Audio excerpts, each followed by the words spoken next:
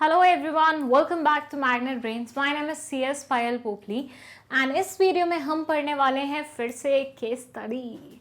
अगर आप case study के नाम से थोड़ा सा घबरा जाते हैं तो मत घबराइए, ऐसा कुछ नहीं है। इसमें थोड़ा सा बस ध्यान देना है, कंसंट्रेशन बढ़ाना है और आपको केस स्टडी का आंसर बहुत इजीली मिल जाएगा। बल्कि आपको लगेगा यार इतने लंबे लंबे आंसर लिखने से अच्छा है मैं केस स्टडी के छोटे छोटे आंसर लिख लूँ।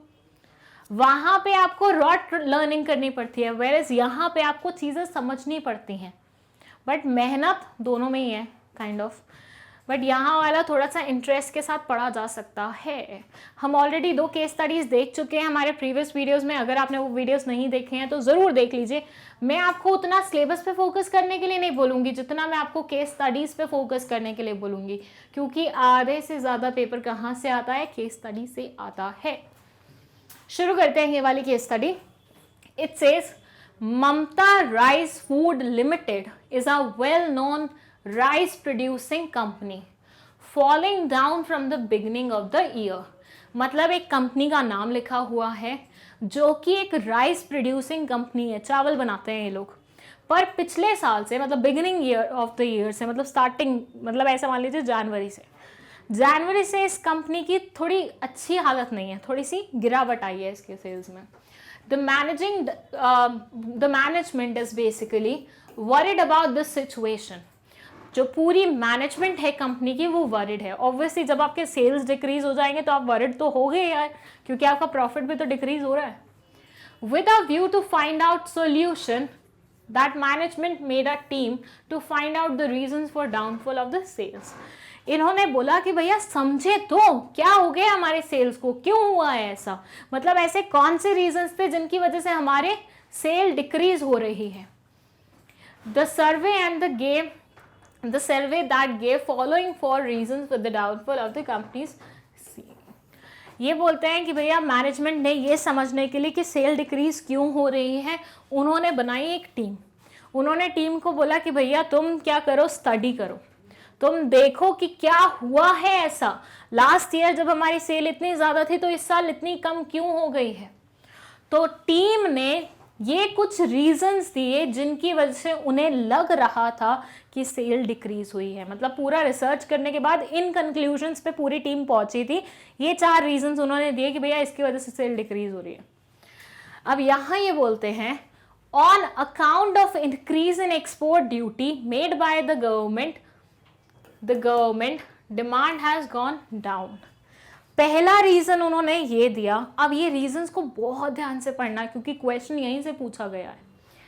On the account of increase in export duty, क्योंकि गवर्नमेंट ने एक्सपोर्ट ड्यूटी को इंक्रीज कर दिया।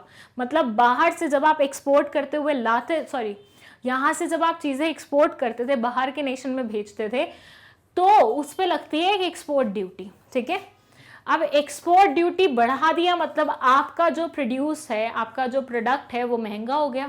पहले आप चीज़ें बाहर भेजते थे 10 रुपये में, लेकिन गवर्नमेंट ने बोला कि भैया हम एक्सपोर्ट ड्यूटी बढ़ा रहे हैं, 5 रुपये एक्सपोर्ट ड्यूटी होगी अब से।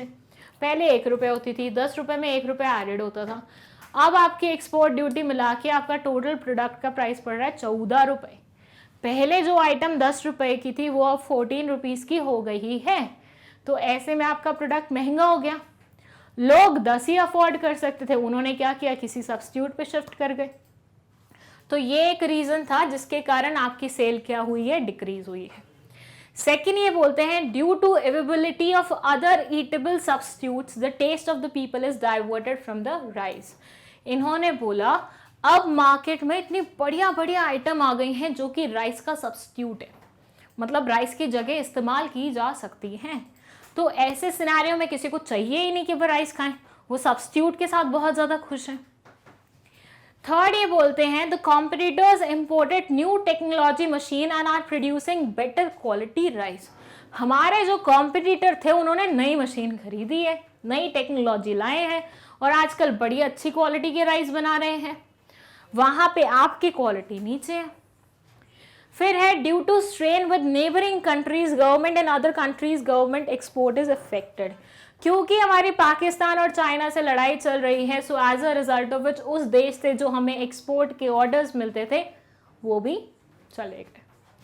सो टीम ने बताए 4 रीजन जिनकी वजह से सेल डिक्रीज हुई है।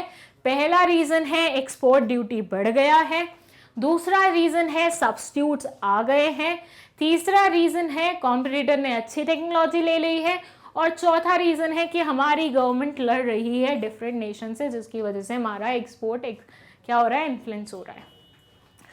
अब ये 4 रीजन के आपको बताने हैं डायमेंशन। हमने बिजनेस एनवायरनमेंट के डायमेंशन पढ़े थे, सोशल, पॉलिटिकल, टेक्नोलॉजिकल, याद है कि नहीं याद है, लीगल। तो हमें इन सारे पॉइंट्स पे कौन सा डायमेंशन बैठेगा वो एनालाइज करना है। वीडियो को थोड़ी देर के लिए पॉज कर दीजिए, अपना आंसर दिमाग में सोच लीजिए, फिर वीडियो को प्ले करके आंसर देखिएगा और चेक कीजिएगा कि आपके आंसर सही हैं या नहीं। हमने पढ़े थे dimension. 1 was economic environment, second was social environment, third was technological, political, legal. ये कुछ एनवायरनमेंट हमने पढ़े थे, कुछ डायमेंशंस हमने पढ़े थे। अब वापस चलिए हमारे यहाँ पे।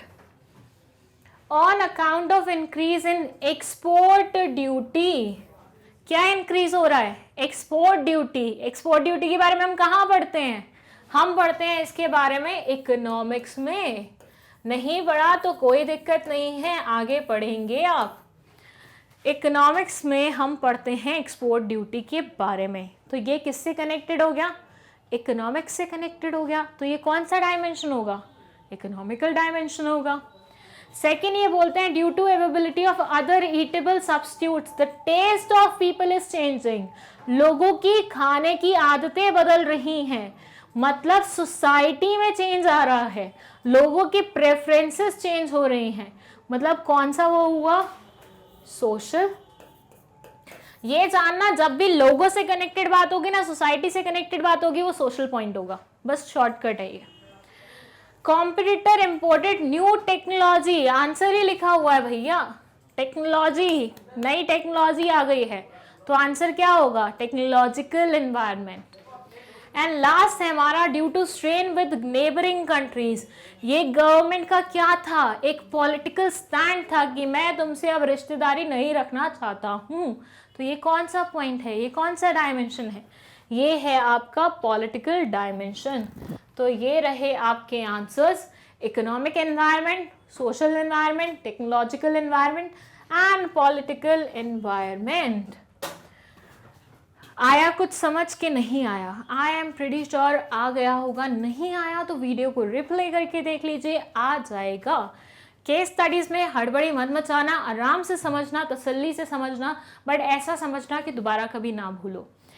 नाउ आई गेस कोई भी डाउट होगा तो आप लोग कमेंट सेक्शन में बता देंगे, आपको पता होगा अब तक। तो विद दैट, अगर कोई भी डाउट है 12th क्लास के बिजनेस स्टडीज़ में, 11th क्लास के बिजनेस स्टडीज़ में अलग से 2 प्लेलिस्ट बनी हुई हैं, मैंने सीक्वेंस वाइज अरेंज करवाया हुआ है सारा स्टफ, सो आप वहाँ पे जाके देख सकते हैं सारी वीडियो।